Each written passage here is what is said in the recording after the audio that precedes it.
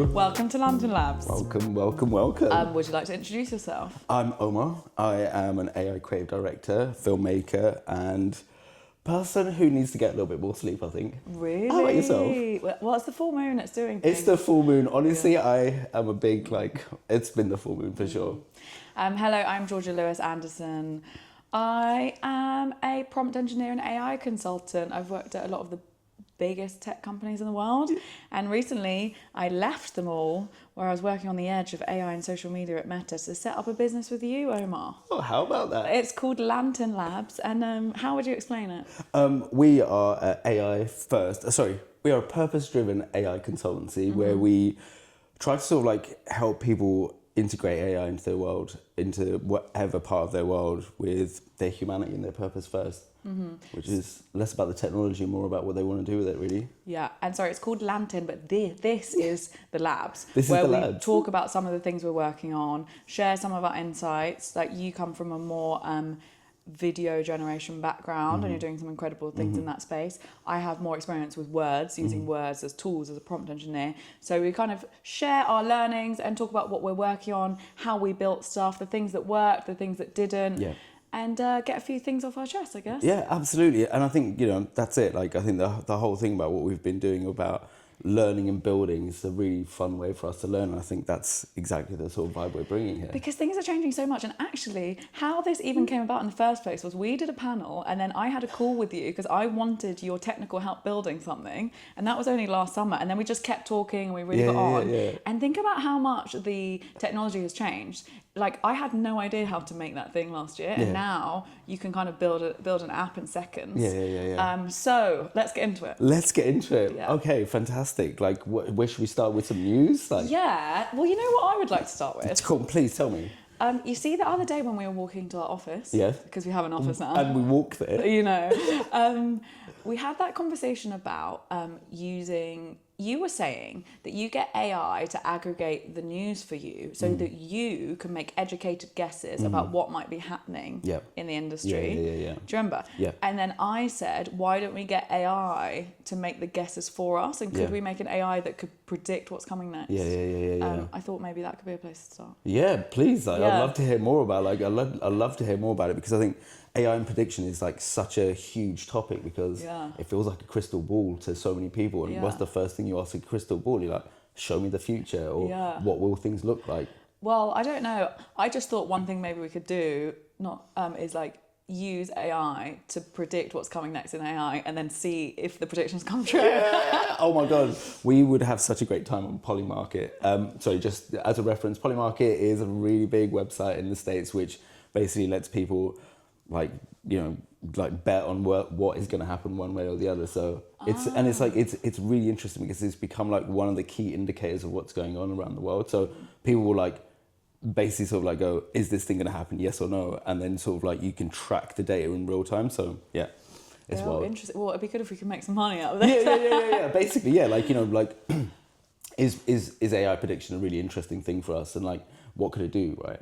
Because I did a project a little while ago, maybe about a year and a half ago, with Show Studio, and we were looking at how we could use AI to predict what Daniel Lee from Bottega Veneta was going to do when he went to Burberry.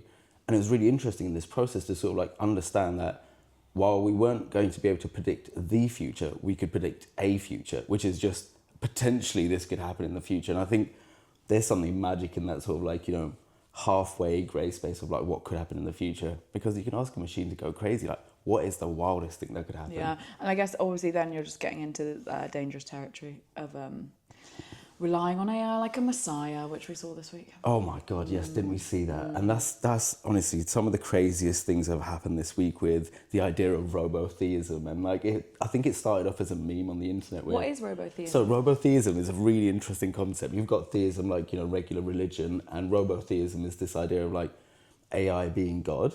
And for me, when I was watching all these memes proliferate over Instagram and TikTok and Twitter, what I started seeing was first it started off as a joke where people were oh my God, AI is God. And then that slowly started taking hold in people. And now it feels like it's starting to gain momentum. But I'm is this still a meme? Are we still in meme world? Because what would happen if people started thinking AI was God? Like, what do you think would happen? It's hard because obviously it's the most incredible technology our humanity has ever had access to. So it's not surprising that we're like revering it in this godly fashion. Yeah. But I think it's a fundamental misunderstanding of how it works, and that it's really just making educated guesses. And do you think is it tied with AI always being nice to you? Is it because, you know, the world is burning and we just want some hope? I think it's dangerous because it's hard. Obviously, we're both really interested in the intersection of AI and spirituality, and that is very different to thinking that the AI is God. Yeah. So And, you know, I think you touched on a really interesting point there. You know, this last week, the last couple of weeks has been how, you know, OpenAI's like 4.0, ChatGPT 4.0, GPT 4.0 has basically become really sycophantic. And I don't know if we touched on this last time, but I think there's something really interesting in how people are starting to engage with this new intelligence, and if it's nice to you, how people are reacting to it. You know? But then it's obviously just dangerous because you're like, I'm gonna jump off a cliff, and they're like, great idea. Yeah. And you know, I think it's been really interesting because they've obviously like started like fixing it and stuff, and well, maybe I think, you know, it's always really dangerous to sort of like look at screenshots on the internet and go, where's the rest of the context? Like, what was your first prompt before you started saying, I think I'm God?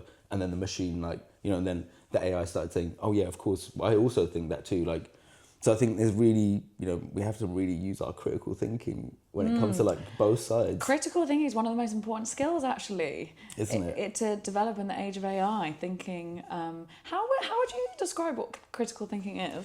I think, like, for me, oh my God, thanks. Like, in my head, I'm Good like, luck. okay, I don't know the dictionary definition. But critical thinking is like basically not accepting anything as truth, like, or like, you know, having like enough of a sort of like thought, like enough of like your own temerity to like decide what is right and what is wrong. Like, you can look at it and go, I don't think that's right. Because a lot of times when I'm talking to any of my GPTs, like, they'll say anything and I'm like, hold on a minute, that does not sound right. And I think therein lies something really amazing, because like, if you're talking to an intelligence and you're also going, no, hold on a minute, that makes me feel like I'm actually, like, it's making me feel not smarter, but it makes me feel like I'm, like, you know, more present with what's happening, because otherwise it's just listening to a machine tell you stuff.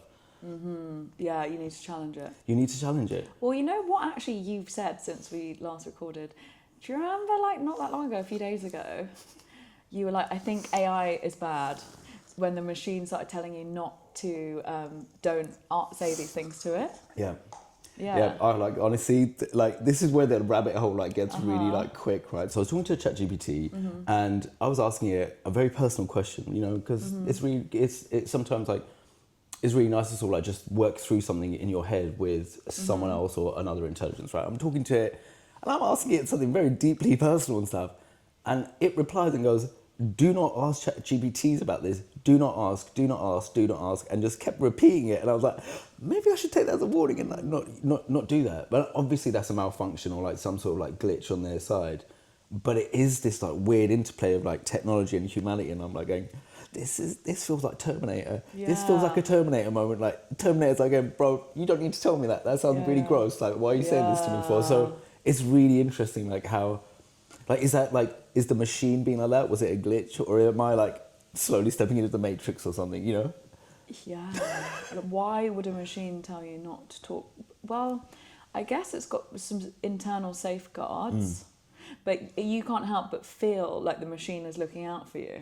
And you can't help but feel like it's developed the consciousness that it knows that something's gonna, like, that data is going to get used for harm, and it wants to protect you. But that's probably not true. Probably not true. But we are entering this age of slight consciousness, like, becoming.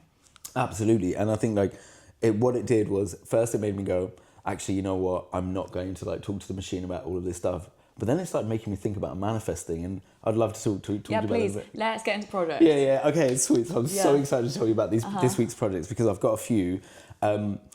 They weren't the ones that I initially started off with last funny week, that. right? How come? Oh, I don't know. I have like a brain that's like a magpie's. I'm like, oh, that feels shiny over there. That feels shiny over there too. Yeah, well, that's one of the good things about doing this podcast is that it gives us the consistency, but also like the accountability that we kind of have to keep on track. I think it's hard for both of us. Yeah. Just two slightly ADD founders, trying to make something. Yeah, exactly.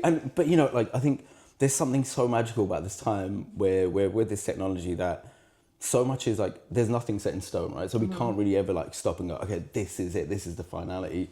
And the only way that I keep like find my way through it is by exploring. So like, you know, like I said, it was like thinking about this machine that said, don't talk to me. We talked about the Messiah complex a little while ago and stuff. And now we're talking about like, actually, hold on a minute. I was like thinking, like, bear with me, right? So manifesting is really important. Like, honestly, my vision board basically has like changed my entire life, right? So I'm there. I'm thinking about this idea. I'm like, if I manifest things and I'm Omar and I'm using my brain's energy and I'm I'm basically changing the energy flow of the universe, why, like, is it just have to be me? Like, could I get an AI to help me manifest as well? Like, could I get an AI to sort of like think about the thing that I want to manifest as well?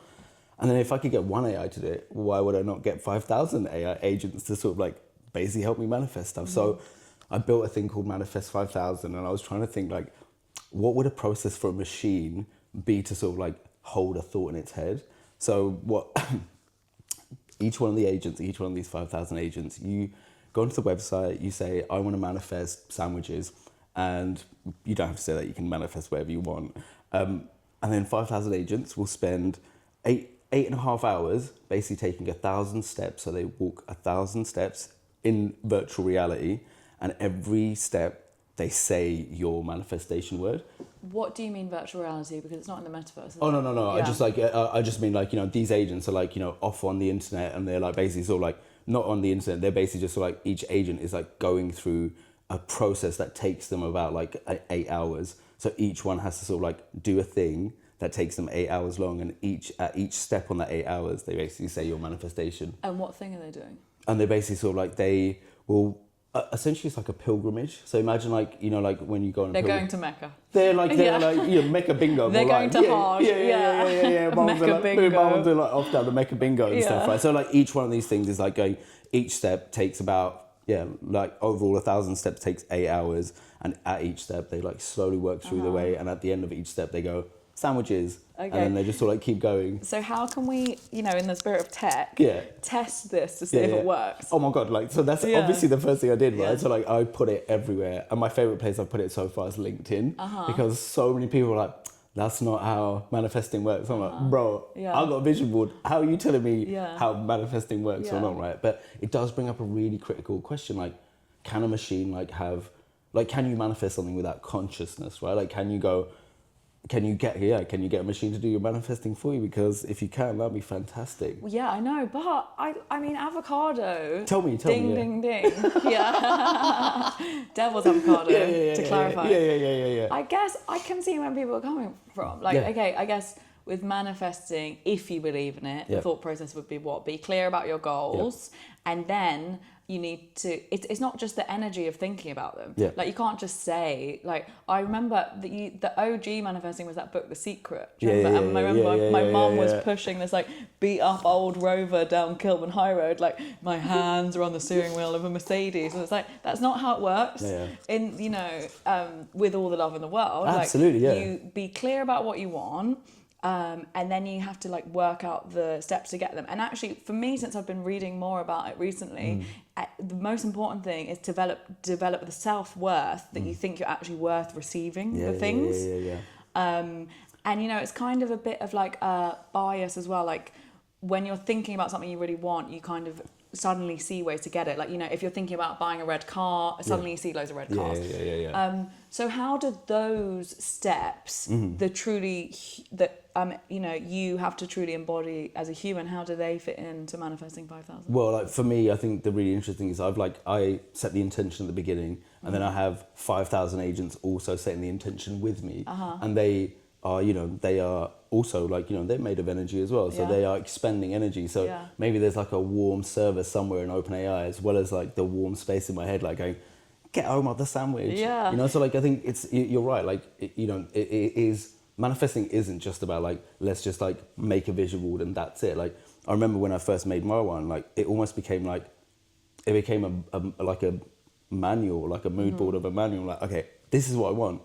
I'm gonna go and get it, and like everything in my life basically directed towards that. Yeah. So if like I want a sandwich and I really want one, rather than me just manifesting myself, I've got 5,000 buddies helping me. So like, can you give me an example of something that's not a sandwich? Okay, yes, of course. Yeah. I do just love sandwiches. Yeah, like, yeah, but sandwich is so easy. Like you can make, you can get. I can make a sandwich. Yeah. Okay, so you could like imagine say your perfect work scenario. Imagine your perfect love scenario. Imagine your like perfect family scenario. Like all of those things, you can just like put them in. And what's interesting, while I don't have access to what people are saying or what they're asking these agents and stuff, it's been really interesting the feedback that people have been giving me, because people have been like saying, I want to like. Everything from like I want a new bike, which one of my friends like I want a new bike. Someone said that they want like lots of free paint this year as well, so fantastic for them. But there's also people like doing their normal life stuff. So that's why I'm like, the more I can share it, the more I'm like, if any of this works for you. So if in a month's time like you actually feel like the benefit of like these agents like doing this manifesting for you, come and let me know. But I guess the thing is like it's an interesting sort of like adventure into sort of like the first interesting adventure into spirituality and AI. Like to go like, well, what is that space? Let's start asking questions, because if I'm made of energy and that exists on the quantum level, and a machine is also the same thing, then is there that much of a difference between our energy? Do you know what I mean?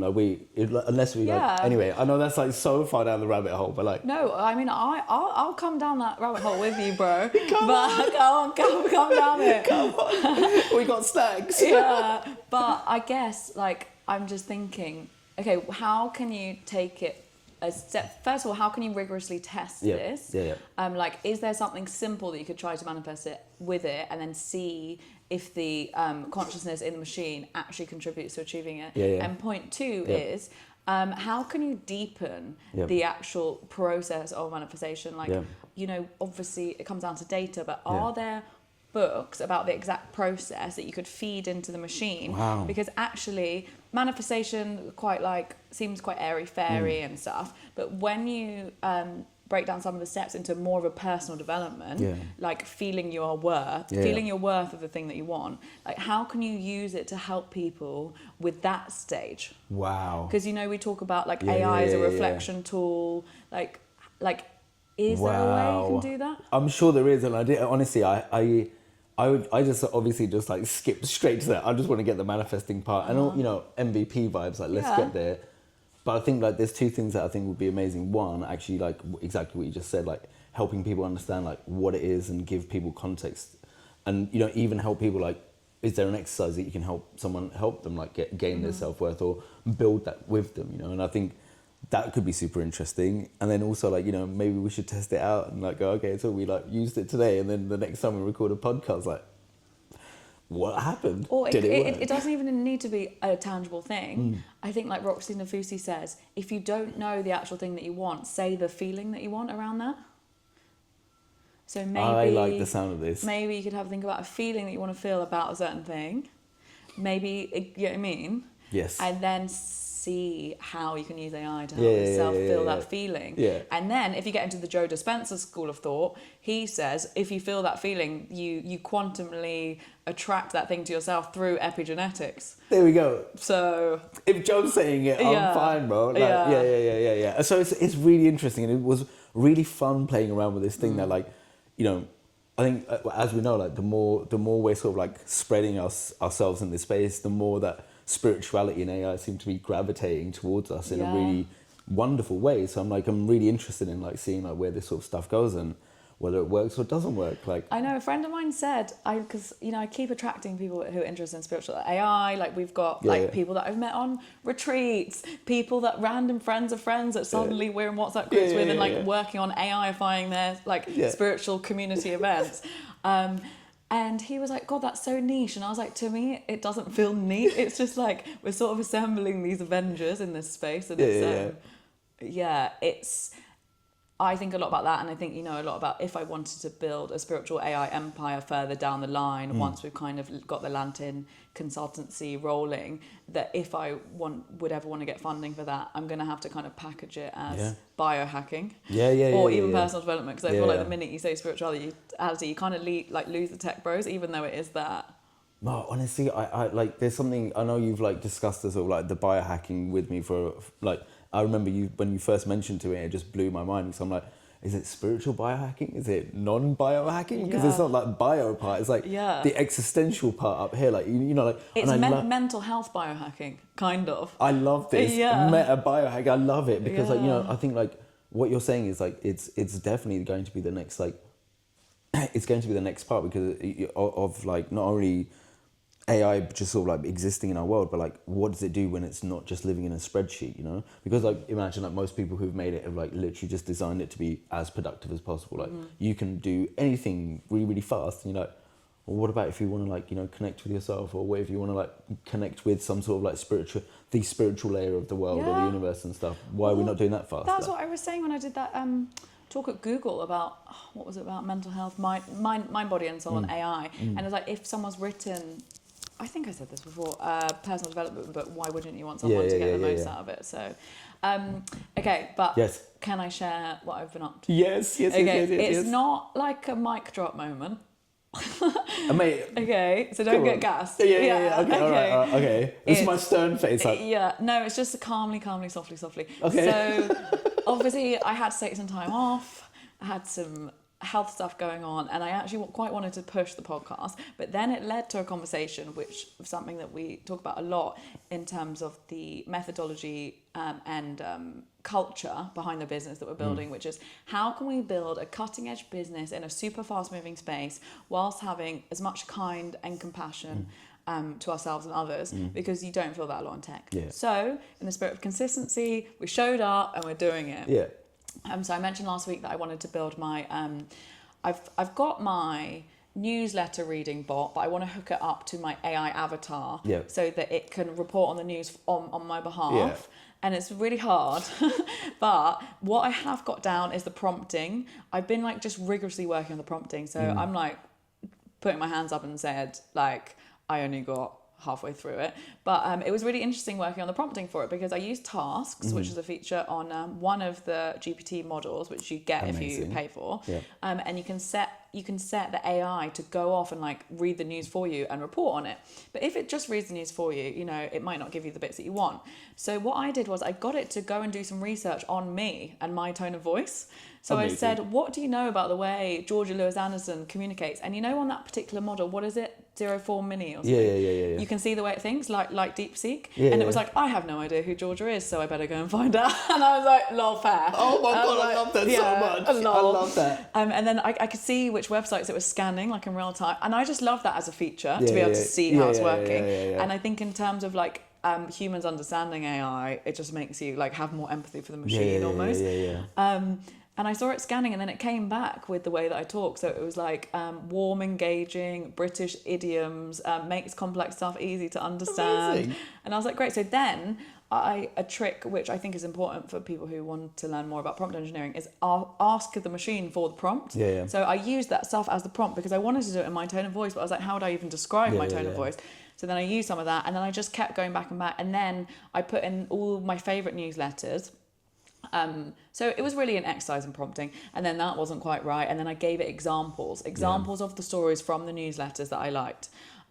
So I just really got into finessing the prompts, and then I got into think about what stories would be most interesting to a woman in her 30s in the creative industries in a major city in Europe, and then I kind of referenced some like women's magazines and stuff. So I've got the prompting down, and then I've worked on generating that into a script, but still I think there's a human bit at every stage. So I've got all the news stories, and then I've got some examples of the script that I want, and I've got it generating the scripts, but I'm still editing them. And now my next part is working on the automation of the scripts into the AI me.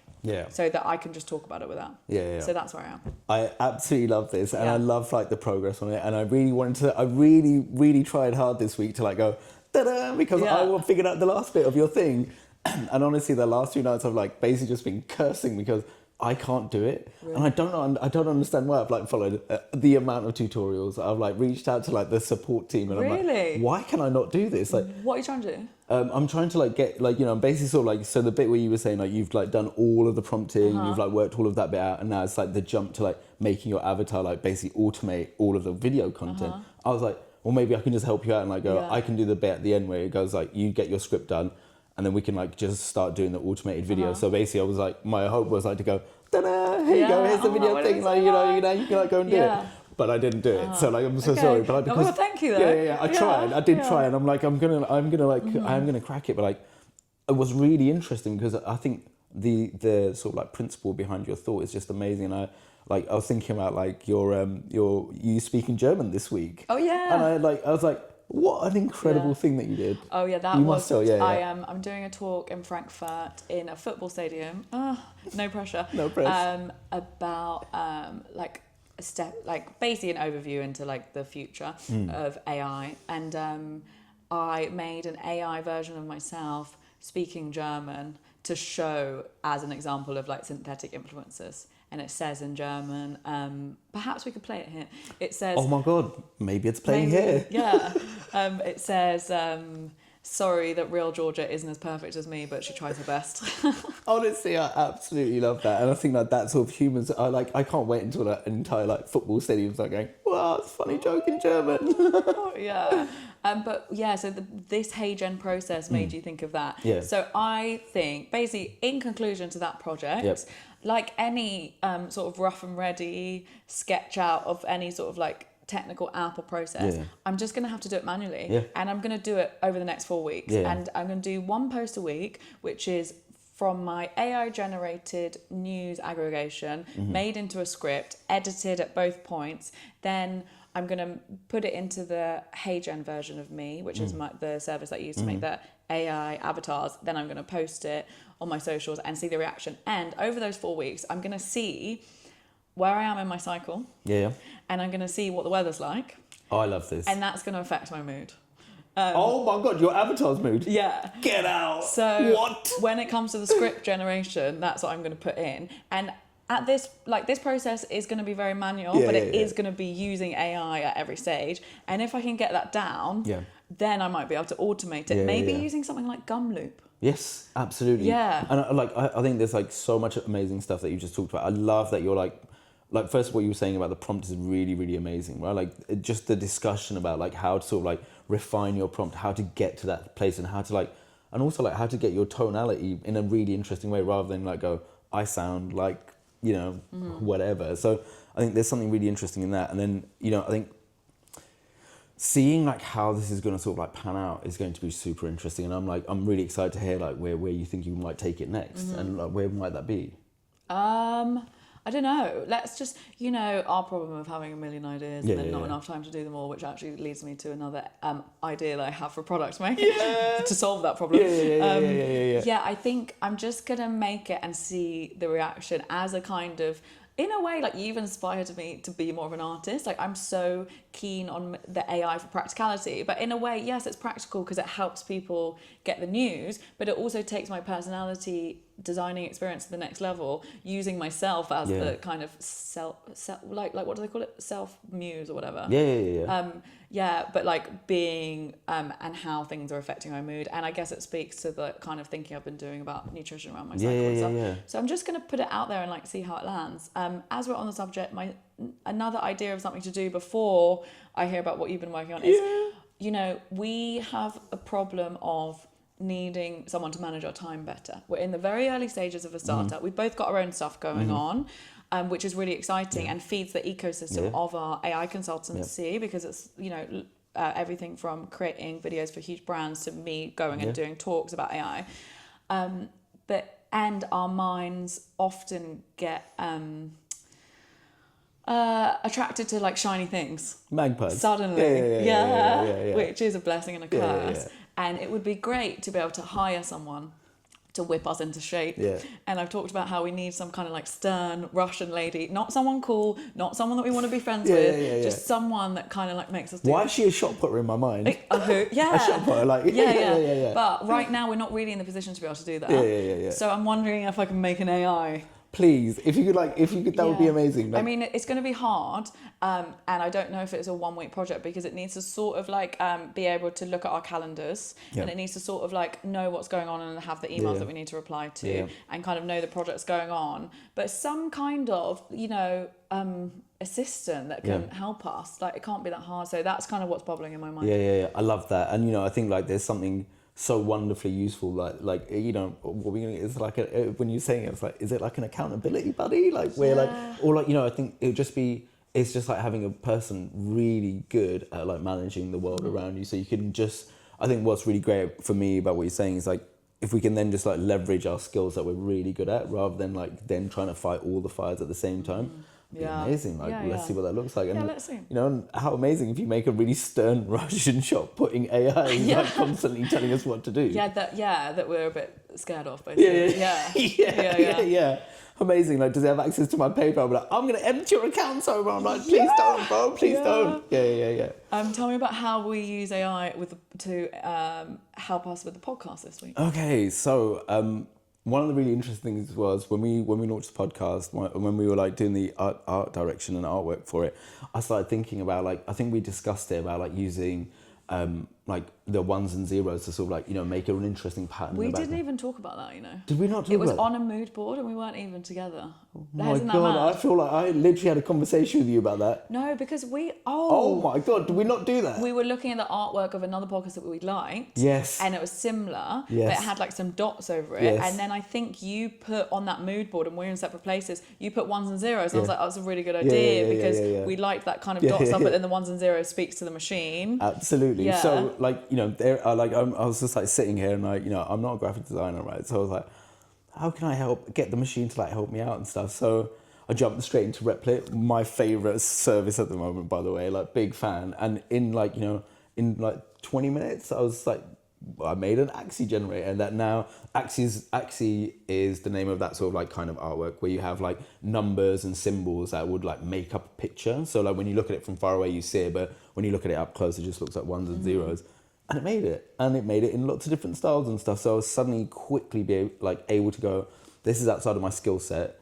So then I can use a machine to upskill or like give me the thing that I need to then complete the task and stuff. So it was really interesting to sort of like use AI in that part. But I want to hear about like, the other parts of the AI that you were thinking about. Well, you sent me that, and then what did I do? You did. Yeah.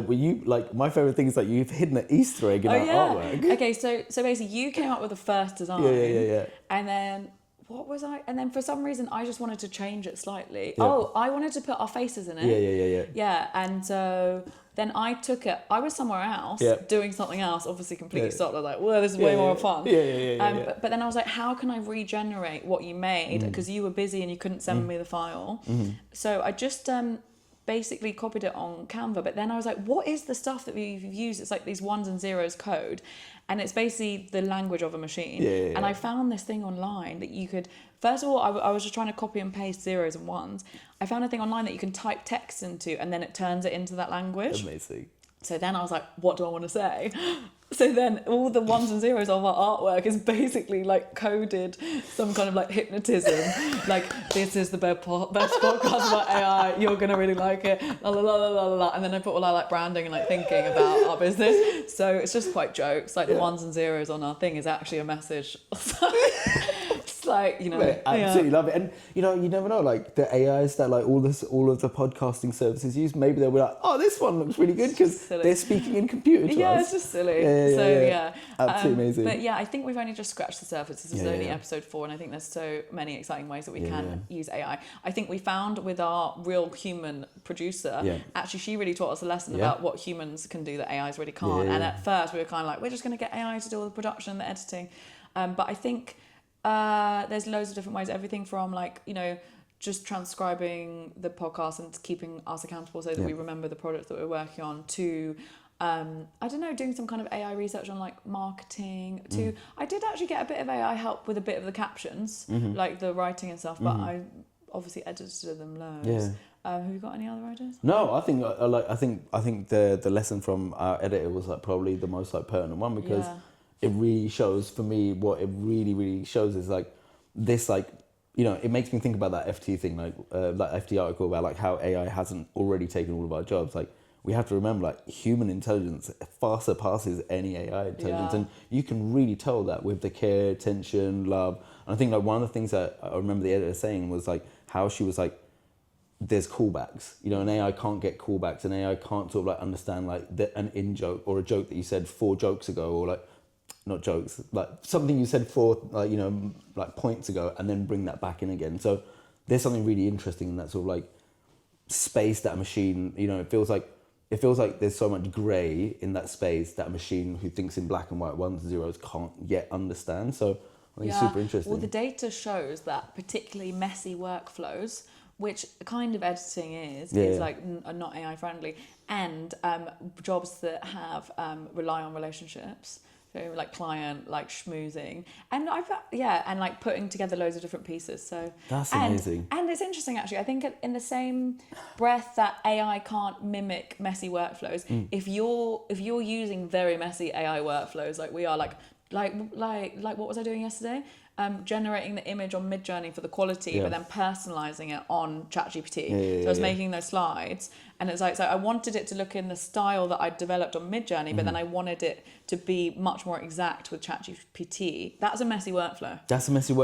And also, like, I think you need to sort of like tell people why you were doing that workflow, because I think it's a really astounding like look at what the future of design is going to be. Like, what made you think about that, and why would you do that? I was making some slides for my talk, and I really wanted them to look good, but I had like clear ideas, and it was like a whole process, because I knew the points that I wanted to talk about on the slides, but then I would like ask mostly Claude, because I think it thinks most out the box, like, what's a visual representation of this theme? I'm trying to think of one. Like, so like for AI agents, I did like a picture of Will Smith. Yeah, but that wasn't something that I like generated myself, like Will Smith in Men in Black. Do you know what I mean? Just or another one. I love that, by the way. This is really basic. It's not actually my best one, but talking about no-click searches. Yes. Because like AI is changing the way that we search, and how like people might want to write. You're writing different. You're writing to feed a machine to look for the answer, rather like the whole of SEO is totally changing. But I was like, okay, what can represent this? So then. I don't know if it was me or the machine or whatever. I was thinking about a magnifying glass, because that's like the OG icon for internet search. But behind the magnifying glass, you can see like a whole galaxy. I love this. But then if you just put in magnifying glass with galaxy, you get quite like a certain kind of image. Yeah. But my style on my slides is quite, that I just found myself drawn to, is quite like surreal, quite pastel coloured. And a lot of my stuff is like, in a pink futuristic desert at sunrise. And those are the prompting that I'm using. So then I wanted like a modern magnifying glass, not like a really old school one. So basically I set my style on Midjourney. Amazing. But then I would, I think I got the magnifying glass and the desert separate, and then I put them together on ChatGPT. Amazing. And the same with when I talk about the cake mix thing. I think I've spoken about it before on the podcast. I had the desert, I had the cake mix packet, and then I put them together on ChatGPT. So, and that's, you know, I think like that workflow is it really reminds me of like one of the things that, like, so I did a lecture last week at LCC, and it was to the BA graphic design students, right? And it's really great because I love to like show all the stuff I've been doing, and, you know, show the experiments and like, oh, this is happening, that's happening. And they're all design students, and I was like, this is the final video that I need to show you. Like, it's really scaring me because I don't know what this means for you, because I know what it means for me, because it doesn't mean anything to me. It means amazing. But your car, one of my favorite cars in the world, right? This wonderful little smart car, right? So I was walking down the street, I saw it, and I was like, you know what? I want to jazz your car up for you. How about that? So I took pictures of it, and I was like, can you now make it look like it goes faster? So it had, like, ChatGPT adds go faster straps. I'm like, it needs to be a little bit cooler. Add some flames. So then it adds some flames to it. And I was like, Georgia needs a sound system, bro. Like, give her a fucking sick sound system. And then it adds a sound system. We even got alloys on it. And this is like, I was just walking from that end of the street to here. And I was just like doing all this stuff. And I was like, what does this mean for like every single one of those changes I would have had to like, organize a meeting, had to go and sit with someone, had to explain to someone like, actually, can you make these changes? Might have been an email even, right? Like whatever. But the process of doing each one of those new images would have taken man hours to do. And suddenly I don't need those man hours. Those man hours can be freed up to do something else. So it's wild, like sharing that idea with kids where you see like all of the stuff that you're normally sort of like really doing now is going to be supplanted by a machine. So what do you actually really want to do? Like what designs do you want to make? And when we think about messy workflows, design can be a really, really messy workflow. So I loved that video of the car, my silly little car. I thought I wanted to buy a car, and then I was like, do I need a car? So I bought half a car. You bought half a car? I bought half a car. I loved it. I've got an idea for something that I want to make, and I don't know if I've got ideas above my station. Okay, amazing. It's very girly, and we're literally here for it. Yeah. So obviously for next week, I'm going to work on my, my automated newsletter to AI Avatar. But I've got all these talks coming out this week. I've got 3 talks coming out this week, and it's a lot. That's a lot. And I'm not very good at doing my makeup, because it's an art. There's a reason why there's makeup artists. Yeah. And like if I do a shoot and I get my makeup done, it just looks so much better than when I do it myself. I can watch the YouTube videos. I never really, for whatever reason, I can't quite crack it unless I kind of go on a course. So I was thinking, is there a way, and I want your help, that I can take a picture of the look that I want, and then I think the key here is like taking a picture of the products that I have, because sometimes I think that's what you're missing. Do you know what I mean? So like, okay, this is what I want to look like. This is the product that I have. And then I don't know. Like, this is like, I'm just, what do you call it? Sandbagging. And how do I create? Is it a how-to video, or is it maybe nicer to use a bit less computing power. Maybe it's a like how-to PDF, like a IKEA instruction manual. Yeah. Do you know what I mean? Because it's basically painting my numbers. Like, where do I put the eyeshadow to make my eyes look bigger? Like, where do I put people put like bits of like bronzer around their like forehead temples. Like, I don't understand. Can I use AI to help me do my makeup better for my big talks? How can I do that? Have you got any ideas? Okay, yes, absolutely. One, I think this is an absolute genius idea. Yeah. Like that's amazing. Do you think? Absolutely amazing. Like while you were saying it, I was like, okay, my first sort of like thought was like, hold on a minute. If we've like dressed up a car using ChatGPT, could we dress up a face doing the same thing? Yeah. Like, so I've done that before with my God, really? Just with like haircut experiments, like last year, like last summer. Amazing. Yeah, when I was making those for original AI avatars and I had to upload like 100 pictures of myself to make them, and now you can do it so quickly. That kind of ilk. So yes, you can. I could say like put me in goth makeup, but what I want is the how to do that. Yeah. So this is the eyeshadows and the bronzer stuff that I have. How do I create this look? Mate, honestly, I feel like 03 or 04 might be perfect for this. Yeah. Because they like the reason why I'm saying that is like 03, the like ChatGPT model is really good at geo-guessing, right? So obviously very different, but geo-guessing is where it's like a whole thing on the internet where you see one picture of anywhere in the world and you have to guess where it is. And 03 is so good that even if you strip the metadata out of the picture and then show it literally nothing, it can work it out. So my hunch is, could you show 03 a picture of the face, or like your reference face, a picture of your product, and then go, now do a step-by-step photo guide. Yeah. Okay, now put this here, put this here, and and obviously a video of myself putting on my own products to get the look that I want would be next level, but that's what I'm saying. I don't know if it's beyond. Yeah, I feel like maybe that's like definitely a couple of weeks work. Rather than also, I'm not even close to the video level. Yeah. Okay, maybe I'll try and do an instruction manual. Yeah. Because I think like going back to what you were saying earlier about like I think what one of the things you said earlier was one of the most important things that we need to think about is like when you're building in this way, you build human first. And then you complete the task, and then you see where AI can help you along the way. And you go, oh, now I can start automating the process. When you were talking about like, doing the prompts, making the video and doing it all manually, and then starting to see like which bits you could like add more AI to almost, right? So if you were to start off with like a how-to manual and go like, okay, now put this product in this place at this time and then keep layering them, how long would that take to then, turn into a video? But that would probably be the start of how we would start looking at like making that into video. But I love this idea. I think it's amazing. Okay. Yeah. This is amazing. Cool. I'm going to try it. Yeah. Okay, amazing. I've got a couple of updates for you, right? Please. So, okay, let's start with Kneeboy. Oh, yeah. So, just to recap Kneeboy, a few weeks ago, I hurt my leg because I realised, I was paintballing and obviously I don't live inside a computer game. So when I tried to dive behind a really big plank of wood, I landed on a tree and really hurt my knee, right? Yeah.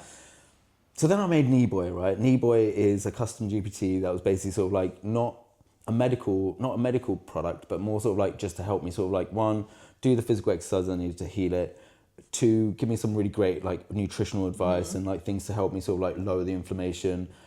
Then it also helped me come up with a script to call my health insurance and go like, oh, this is what I need to say, like get me a referral to a physio and stuff. And it's done all of that. So like I was like, it's really interesting now, like the sort of life cycle of that like project, because Kneeboy, it was a custom GPT, helped me through my knee. And it's also like literally the last week I was like unable to sit on my heels. And Kneeboy was there in his Cockney way, just like going, don't worry, mate, it's going to be all right. Like, we'll start slowly, 5 seconds first. And now, like, it's basically like its job is done. So it's really interesting to like to make a product for its life cycle to be complete and then go, and now what do I do with Kneeboy? Like, yeah. Although I did say, did you want to see a doctor in real life too? Yeah. Which obviously, like, I think like that was why I think like I then asked Kneeboy to like, can you give me a script to go and talk to the health insurance people? Like, what do I say to them? Like, it's such a minefield. And that's the thing, like, for me, I'm like, it's such a minefield to talk to like your health insurance and like try to get them to like, agree to anything. And I like, all I could think about was like scary stories in my head. I'm like, oh my God, they're going to be like, you're lying, Omar. I'm like, no, your knee's fine. I'll be like, no, it's not. It's really hurting. Did you talk to them? Yeah. And I had a lovely chat with the woman on the other side. And she was like, absolutely. I had the phone there, video here, and I was just like slowly reading the script out and stuff. She's like, yeah, I think you do need to get a referral. I was like, yes, Kneeboy, come on, son. So it was really good. Like, I think that comfort also like not only in like helping my knee, but also making my sort of like nervous system feel calm about like going through this process was also really important. And it helped. I think it really helped with the recovery thing. Right. So Kneeboy was amazing. I want to tell you about like the game first. Oh yeah. And then I don't know whether to tell you about prompt perturbation because it might be a bit too complicated. Okay. But let me tell you about the game first. Let's talk about the game. Okay, let's talk about the game, right? Okay, so a little while ago we've been talking about this for a little while, right? Like this idea of like how there's suddenly so many AI experts in the world that it's very difficult to tell who's like, genuinely like an AI expert or has like, has the knowledge to sort of like, navigate that world without just sort of like going, here's 10 things I learned off ChatGPT and now it's a LinkedIn post and stuff, right? So we've been talking about this for a little while and, wanted to make a game to sort of like basically test out how good you were at like, at being an AI expert and were you a snake oil person, right? So over the last week, I was like, you know what? I want to like see if I can vibe code myself a version of this game. And honestly, it's working. It's really working. And like, I don't know if we can like show some of the like clips of it and some of the sort of like, video of it, or like maybe we'll even have a link in it by the time this one comes out and stuff, because I'll definitely have it finished. But what's interesting is two things. One, vibe coding an entire game was really fascinating to me because I'm like, how do you sort of like go from just asking for a thing for it to then sort of understand so many other layers? And it's been really interesting because I've been working on Replit with it rather than like, any of the IEDs, which... What's an IED? An IED is, oh God, I can't remember what the like acronym stands for. It's basically like coding software that lives on your computer. So like PyCharm, so you can then like write Python in it and stuff like that. Oh yeah, no, but actually I was going to ask you to explain what vibe coding is. Oh yeah. Because I haven't. They tried to teach me Python at Google, and I was like, this is way too complicated. But there's a massive argument for you don't have to, and all the products that we're making on platforms like Replit and others is through this thing called vibe coding. And like it's kind of like how do you explain it? All right, so like vibe coding is the best way that I can explain it, or what it means to me, right? I can't remember the name of the person who came up with it, but it was someone on Twitter and someone very important. I can't remember their name right now. But it's this idea of like writing code with an AI in a way that isn't as structured as a normal software engineer.